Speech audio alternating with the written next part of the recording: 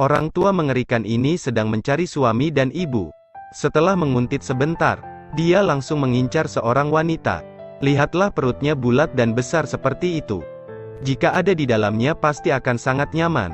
Mata orang tua itu merah. Dia ingin segera merangkak ke perut Kama. Dia mulai menggunakan cabang dan menggambar lingkaran.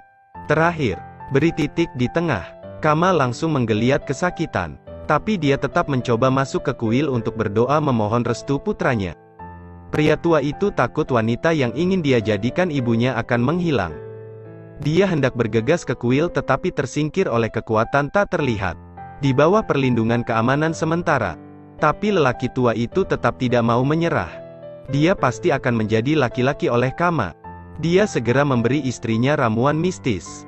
Minta istrinya menyelinap ke rumah Kama. Setelah Kama meminum segelas air itu, dia merasakan sakit yang menggeliat. Bergegas membawa istrinya ke rumah sakit. Tapi begitu aku memasuki hutan, mobilnya bermasalah. Harus keluar dari mobil sendirian untuk menemukan seseorang untuk membantu. Kama kesakitan di dalam mobil dan menunggu sampai suaminya kembali. Dia segera turun dari mobil untuk mencari suaminya. Ketika dia tidak sengaja bertemu dengan bidan, dia juga secara aktif menyarankan mau membantu bidan. Bidan kemudian memanggil beberapa wanita dengan lampu minyak tanah untuk membantu. Mereka mengepung Kama dengan kain hitam. Kali ini juga telah kembali. Dia tidak setuju untuk membiarkan istrinya melahirkan di sini. Tapi itu sudah menyakitkan, jadi tidak ada pilihan selain setuju. Tetapi bidan kemudian menyalakan api untuk membuat lingkaran api. Dan bahkan tidak akan membiarkan Anda masuk.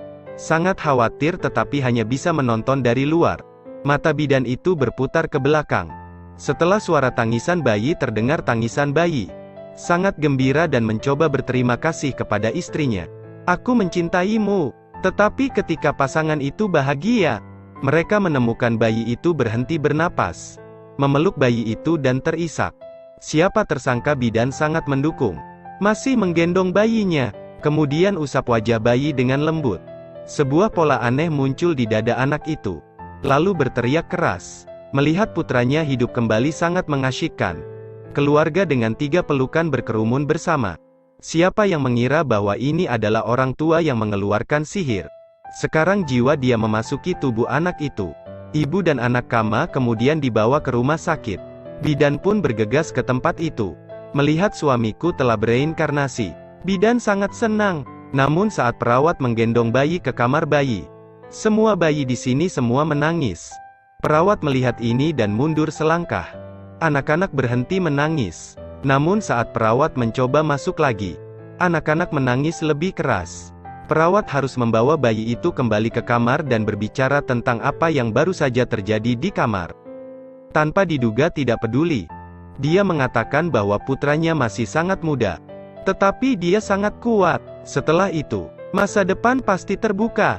Tapi saat menyusui, mulut bayi menyebabkan rasa sakitnya. Air mata yang menyakitkan. Tetapi ketika dia melihat putranya, dia tertidur setelah makan. Rasakan saja semua rasa sakit itu sepadan. Tapi ketika ibu dan anak pulang, hanya hal-hal aneh yang mulai terjadi tanpa henti.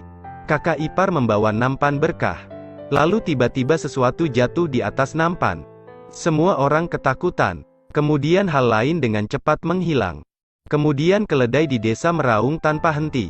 Sesuatu sepertinya mengancam mereka. Namun pihak keluarga tidak peduli dan terus masuk ke dalam rumah.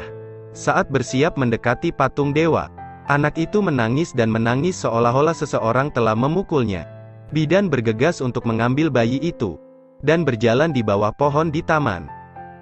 Dan meletakkan bayi itu di kepalanya. Bayi itu segera berhenti menangis. Keluarga segera menyusul. Cepat pegang bayinya. Dan tanyakan padanya mengapa dia mengambil putranya. Dan mengapa dia ada di sini. Bidan tentunya ketahui bahwa anak itu tidak boleh mendekati berhala. Tapi dia tidak berani berbicara. Waktu yang baik telah tiba. Dia mengatakan bahwa dia mengundang bidan untuk merawat anaknya. Khawatir akan kerja keras dan melihat bidan memiliki pengalaman dalam merawat anak. Tapi cara bidan merawat bayinya juga aneh. Ia biasa membawa bayinya ke taman di tengah malam untuk mandi di bawah sinar bulan. Dan setiap kali dipelukan bidan, bayinya sangat penurut. Tindakan aneh bidan itu membuatnya gelisah. tetapi mendorongnya untuk tidak terlalu banyak berpikir. Namun siapa sangka kejadian itu terulang kembali. Suatu hari, ada angin kencang. Sebuah bayangan besar muncul di kamar anak itu. Bidan berdiri di luar. Dia tidak bisa berhenti tersenyum. Dia tahu arwah lelaki tua itu telah kembali. Kemudian kamar bayi itu terbakar. Mendengar tangisan anaknya, segera bergegas ke lautan api untuk menggendong putranya. Melihat istrinya dikelilingi oleh api, langsung melompat masuk. Untungnya, pada akhirnya, ibu dan anak perempuannya selamat.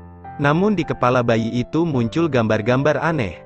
Tidak peduli apa yang Anda lakukan, Anda tidak dapat menghapusnya. Bidan buru-buru memeriksa bayi itu. Setelah melihat gambar di kepalanya, dia yakin itu suaminya. Saat itu anak itu berusia 8 tahun. Tetapi untuk usianya masih muda, Sony segera menunjukkan sisi jahatnya, agar suaminya yang berusia 8 tahun patuh. Wanita tua itu meludahkan air liurnya ke dalam segelas susu. Gelas susu segera berubah menjadi hitam. Setelah Sony selesai meminum segelas susu, dia langsung membenci ibu kandungnya. Pesulap datang ke rumah untuk membuat mantra.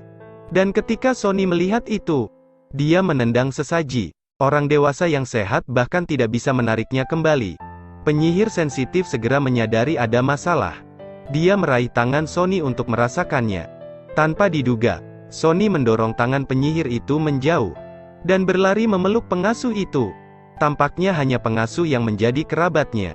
Pengasuh tahu bahwa jika suatu hari penyihir itu tidak pergi, cepat atau lambat dia akan mengetahui bahwa dia adalah seorang penyihir.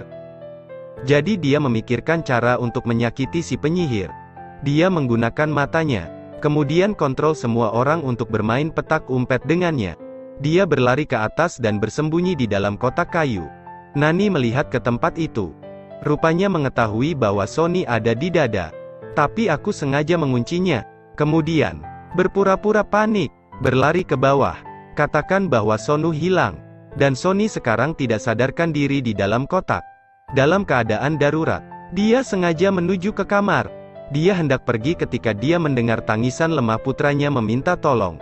Dia segera menyelamatkannya. Melihat kelemahan seperti itu, seluruh keluarga sangat sedih. Tapi saat aku bangun, sekali lagi memberitahu orang tuanya bahwa seseorang dengan sengaja mencekiknya. Hanya bertanya siapa itu, langsung menunjuk ke Mage. Melihat itu, dia langsung marah dan langsung mengusir penyihir itu keluar dari rumahnya. Pergi dari rumahku. Penyihir yang benar-benar tidak diperhitungkan dengan kata-kata dan kemarahannya. Tahu bahwa seorang anak berusia 8 tahun tidak bisa mood. Hal-hal ini pasti terkait dengan pengasuh di depan mereka. Jadi penyihir itu memutuskan untuk pergi dulu dan selidiki nanti. Kupikir mengusir penyihir itu akan bisa mengendalikan Sony, sehingga suaminya bisa sepenuhnya mengambil alih tubuh anak laki-laki itu. Namun di luar dugaan, pengasuh itu meremehkan cinta ibu yang luar biasa. Dilahirkan hidup dalam keluarga yang baik dan bahagia. Jadikan sifat baik Anda secara bertahap bangun. Tapi pengasuh pasti tidak akan membiarkan ini terjadi. Dia ingin terus membangkitkan kejahatan dalam jiwa Sony. Pengasuh kemudian dengan panik menggambar lingkaran di depan foto Sony. Adapun Sony sekarang di luar, itu seperti orang gila. Pengasuh kemudian menahan Sony untuk tidak berbicara dengan keluarganya. Tidak peduli seberapa lucu orang, bocah itu juga tutup mulut dan tidak mengatakan sepatah kata pun. Pada saat yang sama, penyihir juga menyelidiki masalah ini. Pesulap memasukkan gambar Sony ke dalam air hitam. Saat diambil pada gambar pengasuh muncul. Ini juga membuktikan apa yang dia prediksi. Pengasuh adalah orang yang mengendalikan bayi, dan hanya perempuan penyihir yang bisa melakukan ini. Jadi dia segera meneleponnya untuk memintanya lebih berhati-hati dengan pengasuh. Namun karena takut menabrak ular di rerumputan, dia tidak menceritakan status pengasuhnya sebagai penyihir. Hanya membicarakan hal ini dengan tak terduga pengasuh yang sudah tahu penyihir akan menyela. Dan muncul dengan gerakan yang lebih jahat. Di tengah malam dia menelepon ketika dia sedang tidur.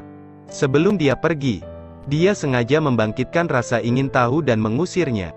Siapa yang mengira akan berlari seperti orang gila menuju tebing gunung, kemudian jatuh.